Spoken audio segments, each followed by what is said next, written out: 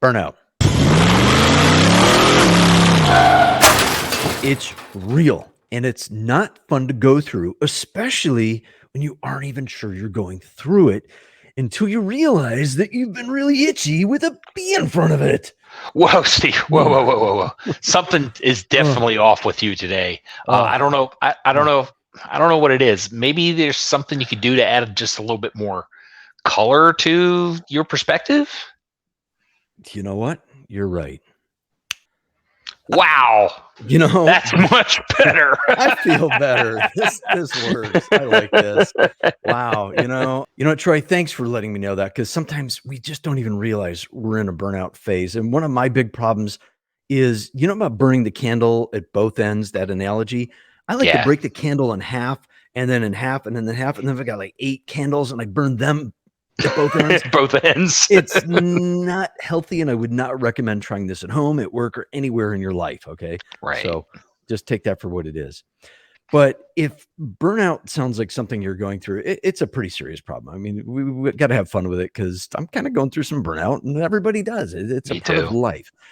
But you got to pay attention to it, just like you should pay attention to what we're about to tell you. Get your feet up and chill out for a few minutes as we discuss how to avoid burnout and what to do about it when it does smack you in the face. In this video, we're going to talk about 9 key parts of burnout and what you can do to avoid it. Number 1, understand the signs and symptoms of burnout. So what are the signs and symptoms of burnout? Exhaustion, lack of motivation, and decreased productivity. Or mine is itchy with a B in front of it. So change your shirt then. It can help a little bit. What's some other ones that you like, Troy? You kind of touched on it. A different way of saying it is, you get short with people.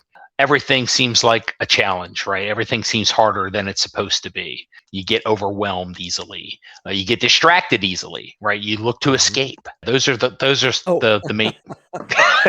Right. You look for that, quick dopamine hit that you can get. Just something just gives you just a little push of motivation, but it doesn't last, right? Yeah. And you just kind of cycle through the same stuff over and over again, like Groundhog Day. Some other things are sleep issues like insomnia or oversleeping too much. If you're sleeping 12 to 14 hours a day, it's probably a sign. Overeating or even undereating could be a sign. Lack of impulse control, like going shopping and maxing out your credit card, or the tendency to do bad stuff to harm yourself. Number 2, practice self-care. Sleep is a big thing for practicing self-care. We already touched on that. Make sure you get rest and recovery. You cannot stay in a stressed out state continuously. That just does not work. The body doesn't work that way. You need ways to rejuvenate your mind, your body, and your spirit. Nutrition is key, and hydration is really important. Ooh.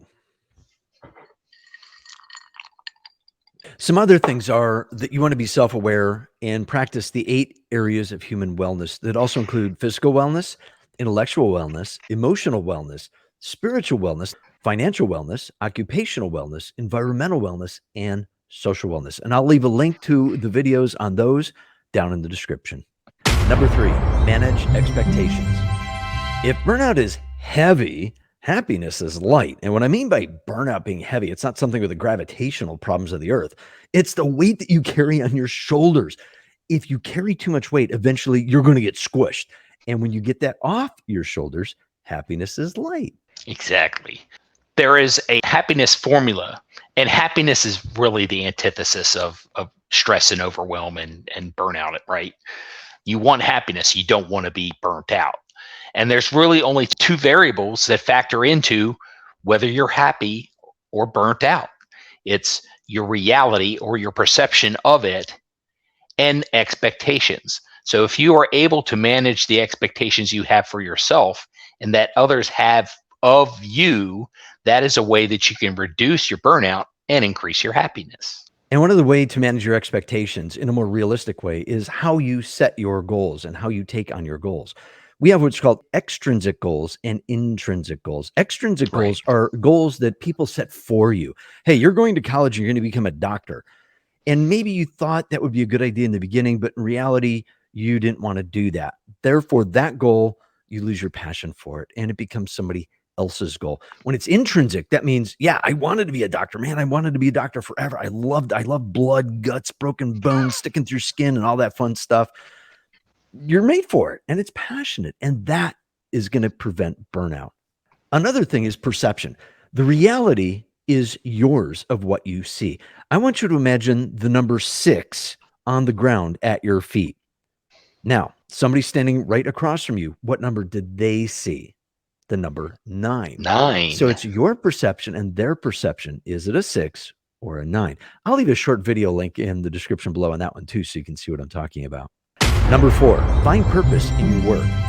So work with purpose is to find the value in what it is that you're doing, getting clarity about what it is that you're doing, so that it will allow you to do something that we talked about in a previous video, tap into the 4 C's of success, which are commitment, courage, capability, and confidence. And we'll also leave the link in the description below for that one too. Number 5, perform a job analysis. So there's something called the Eisenhower quadrant. Basically, you can divide all of your work into 4 categories: urgent and important, urgent but not important, important but not urgent, and not important and not urgent. The important and urgent stuff you just have to do, right? That's the do quadrant. You got to do that stuff. The important but less urgent stuff, that's the stuff that you defer. You schedule a time, hopefully when you are at your peak performance, to do those things because they're important, but they're not on fire. The less important but urgent stuff, that's what you delegate to someone else on your team, someone you can trust. And then the less important, less urgent stuff, delete it. Get it out of your job jar completely. Forget about it. Reduce your cognitive load. Number 6, play. When we talk about play, we're talking about developing hobbies, sports, music, writing, puzzles, or anything that completely removes you from what is causing your burnout. What is the problem? Get away from it.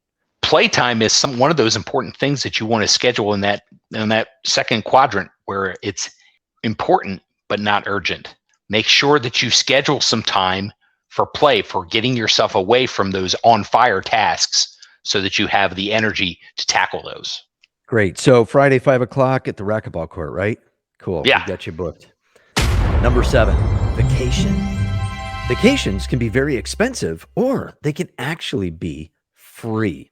Yeah, you don't really need to spend a lot of money or go to a theme park like I did this past weekend. That wasn't cheap. All you really need to do is just get away from your daily grind, your Groundhog Day, and go do what my daughter likes to say, touch grass, experience nature, take a breath, get some sunshine. 15 minutes a day is what I've told is all it really needs to really just kind of help your body experience what it needs to experience so that you feel like you're part of nature, that you're not just stuck inside your head all the time.